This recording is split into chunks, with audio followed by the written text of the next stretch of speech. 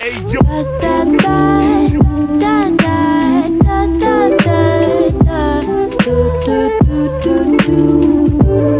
Hey guys, it's Annika, and today I'm going to be doing a new series on my channel. Basically, what I'm going to be doing is you guys are going to send me in questions, whether it's through Snapchat, Instagram, Twitter, or anything, and I'm going to answer them on this channel, except I'm going to do it from a Christian perspective instead of just a regular human perspective, because humans are not perfect and we don't always say the right thing, so hopefully I can use the Bible to give you some better advice. If you like this series, please give it a thumbs up. I would really appreciate it.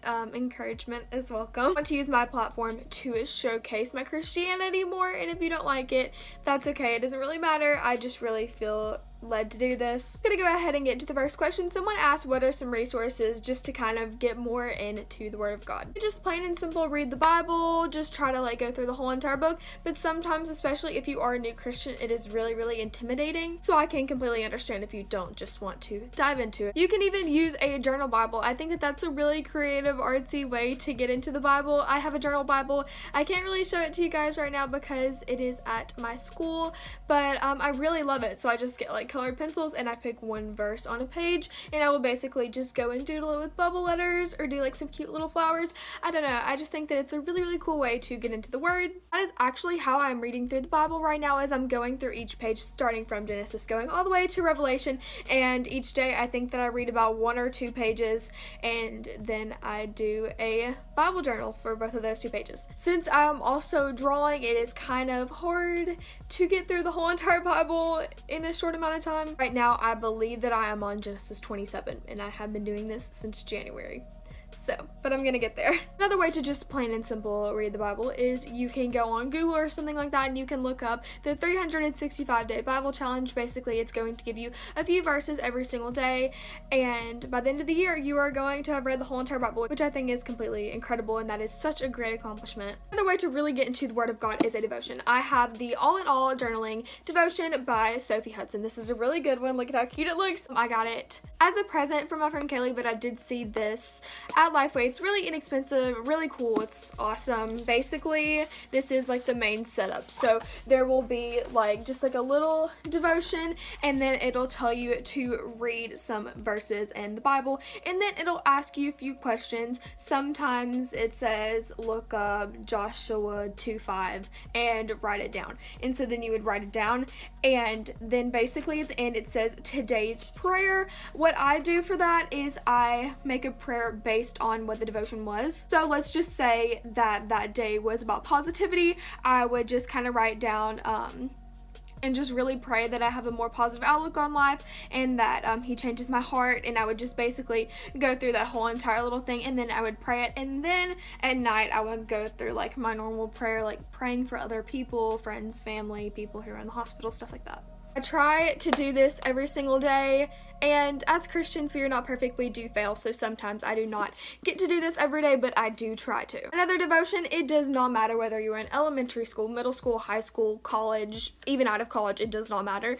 I just think that this is a really great one. Now, it does say that it is for kids, but do not let that scare you, and don't let your pride get in the way of you buying it, because I really like it. It's called Jesus Calling 365 Devotions for Kids. So it has a devotion every single day. Basically, it just has this little thing, and then it says read on your own, and then it'll give you like basically 2 verses to go along with it, and I just think that it's really great. It does say that it's for kids, but I love it, and I also found it in the teens section in Lifeway, so if you want to use the All in All devotion at night and then use this in the morning, I think that that'd be so cool. So the next question is a little bit more of a serious topic, and it is basically how to deal with fake friends. Surprisingly, I think that I got around 5 people asking me this, so I really felt that it was crucial to add this into the first part of my series. Doesn't matter what age you are, you deal with fake friends. They're just kind of there in life, and a simple little quote that everybody uses is, a lot of people come into your life, they are either a blessing or a lesson, and I just think that that is so true. And so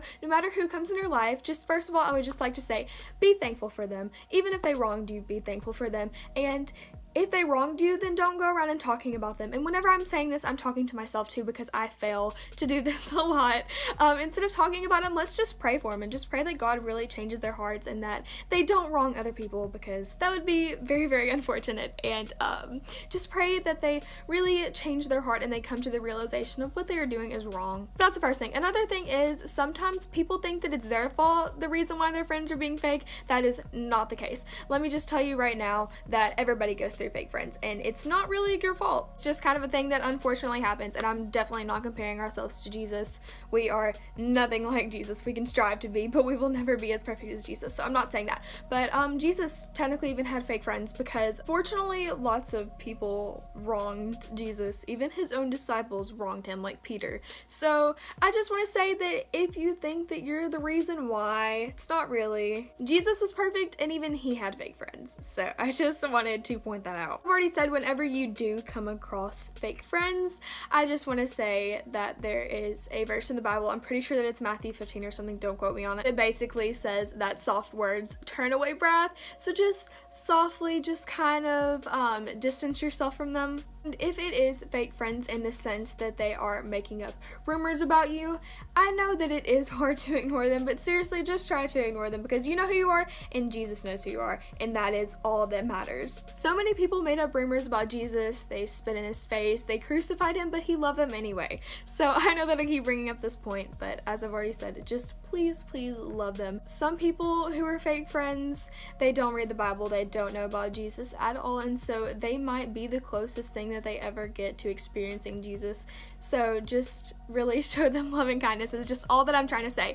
And I can't really think of any tips to avoid fake friends, because they just kind of come in your life, they just kind of happen, but just make sure that you're smart and you're making the right friend choices. 1 Corinthians 15:33, do not be deceived, bad company corrupts good morals. So basically, don't try to be friends with anyone who tried to coax you to sin on purpose, because that is just completely terrible. And everything that you do, you want it to be glorifying to the Lord. So whenever you're picking your friends, make sure that they are a godly influence. And if you do want to be friends with someone who doesn't have a godly influence, then really witness to them, show them love, show them care, because as I said, you might be the only Jesus that they ever experience. If they do try to coax you to sin, just run away from it. It literally, in the Bible, it says to run from sin in the opposite direction.